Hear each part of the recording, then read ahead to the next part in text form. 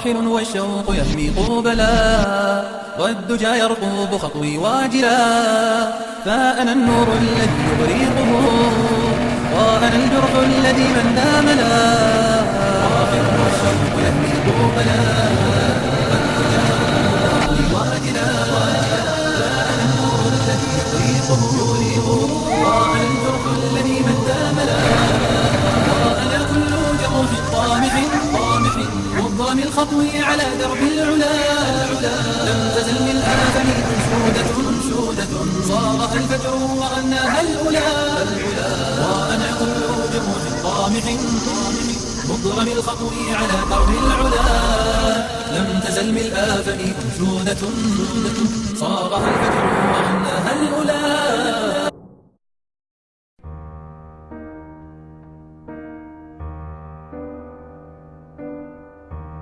La servitude moderne est une servitude volontaire, consentie par la foule des esclaves qui rampent à la surface de la terre.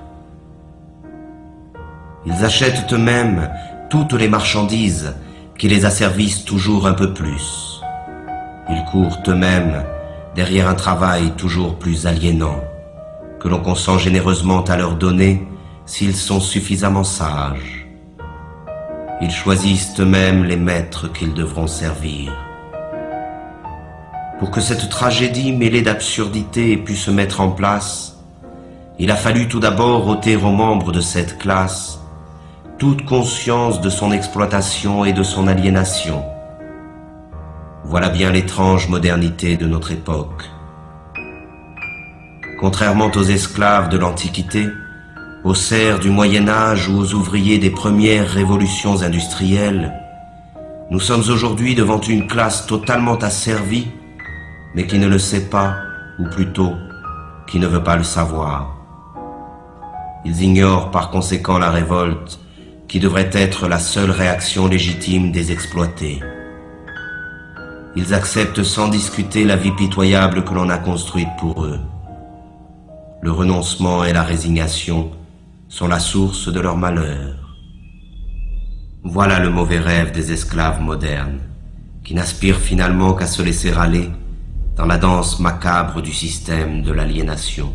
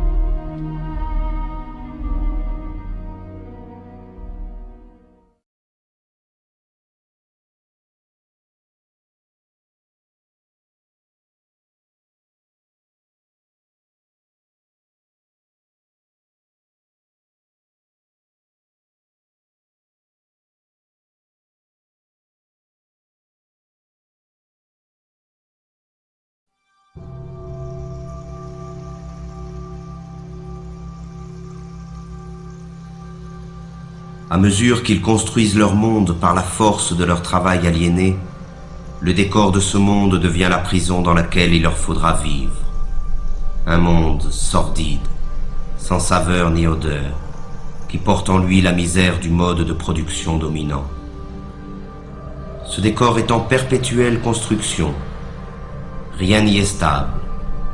La réflexion permanente de l'espace qui nous entoure trouve sa justification dans l'amnésie généralisée et l'insécurité dans lesquelles doivent vivre ses habitants. Il s'agit de tout refaire à l'image du système. Le monde devient tous les jours un peu plus sale et bruyant, comme une usine. Chaque parcelle de ce monde est la propriété d'un État ou d'un particulier. Ce vol social, qu'est l'appropriation exclusive du sol, se trouve matérialisé dans l'omniprésence des murs, des barreaux, des clôtures, des barrières et des frontières. Ils sont la trace visible de cette séparation qui envahit tout. Mais parallèlement, l'unification de l'espace selon les intérêts de la culture marchande est le grand objectif de notre triste époque. Le monde doit devenir une immense autoroute, rationalisée à l'extrême, pour faciliter le transport des marchandises. Tout obstacle, naturel ou humain, doit être détruit. L'habitat dans lequel s'entasse cette masse servile est à l'image de leur vie. Il ressemble à des cages, à des prisons, à des cavernes. Et contrairement aux esclaves ou aux prisonniers, l'exploité des temps modernes doit payer sa cage.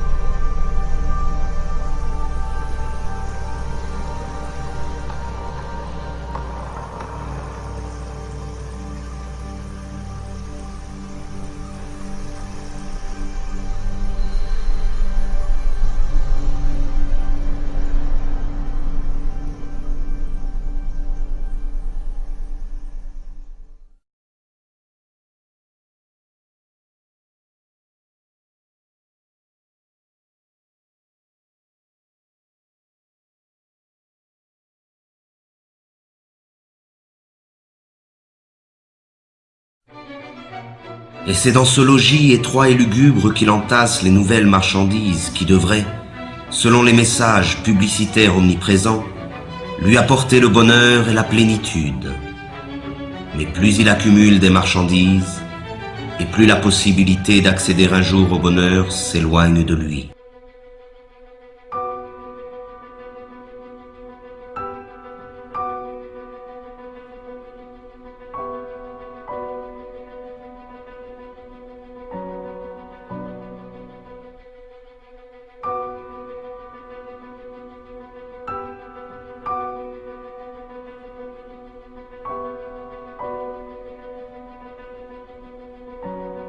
La marchandise, idéologique par essence, dépossède de son travail celui qui la produit et dépossède de sa vie celui qui la consomme. Dans le système économique dominant, ce n'est plus la demande qui conditionne l'offre, mais l'offre qui détermine la demande. C'est ainsi que de manière périodique, de nouveaux besoins sont créés qui sont vite considérés comme des besoins vitaux par l'immense majorité de la population. Ce fut d'abord la radio, puis la voiture, la télévision, l'ordinateur et maintenant le téléphone portable. Toutes ces marchandises, distribuées massivement en un laps de temps très limité, modifient en profondeur les relations humaines. Elles servent d'une part à isoler les hommes un peu plus de leurs semblables et d'autre part à diffuser les messages dominants du système. Les choses qu'on possède finissent par nous posséder.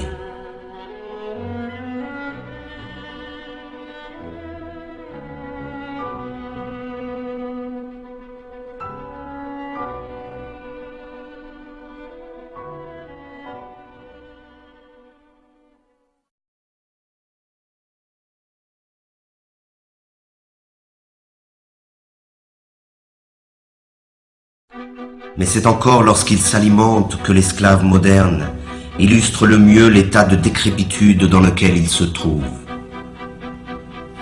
Disposant d'un temps toujours plus limité pour préparer la nourriture qu'il ingurgite, il en est réduit à consommer à la va-vite ce que l'industrie agrochimique produit.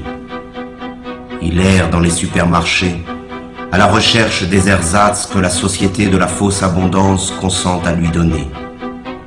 Là encore, il n'a plus que l'illusion du choix. L'abondance des produits alimentaires ne dissimule que leur dégradation et leur falsification. Il ne s'agit bien notoirement que d'organismes génétiquement modifiés, d'un mélange de colorants et de conservateurs, de pesticides, d'hormones et autres inventions de la modernité.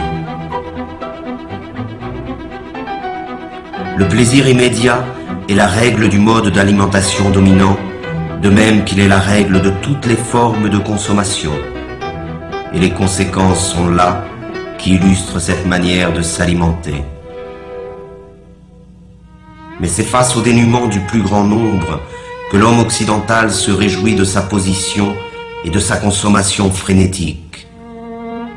Pourtant, la misère est partout où règne la société totalitaire marchande.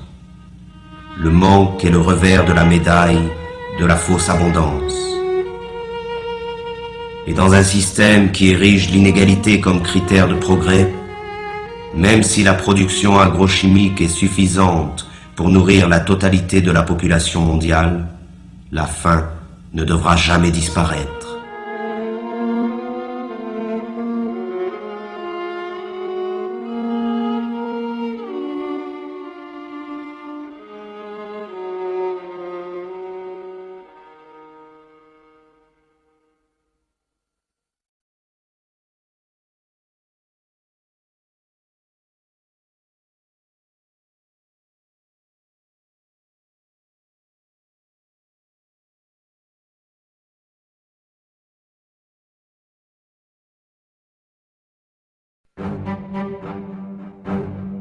L'autre conséquence de la fausse abondance alimentaire est la généralisation des usines concentrationnaires et l'extermination massive et barbare des espèces qui servent à nourrir les esclaves. Là se trouve l'essence même du mode de production dominant. La vie et l'humanité ne résistent pas face au désir de profit de quelques-uns.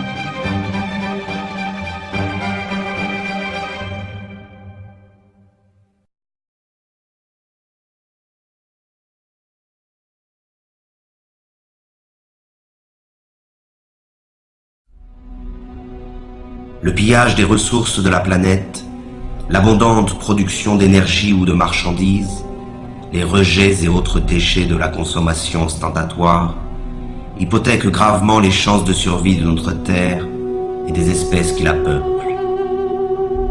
Mais pour laisser libre cours au capitalisme sauvage, la croissance ne doit jamais s'arrêter. Il faut produire, produire et reproduire encore.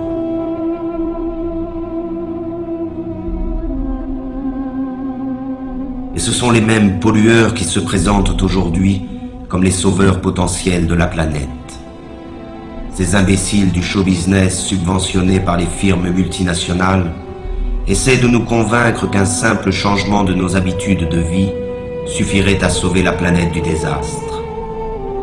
Et pendant qu'ils nous culpabilisent, ils continuent à polluer sans cesse notre environnement et notre esprit.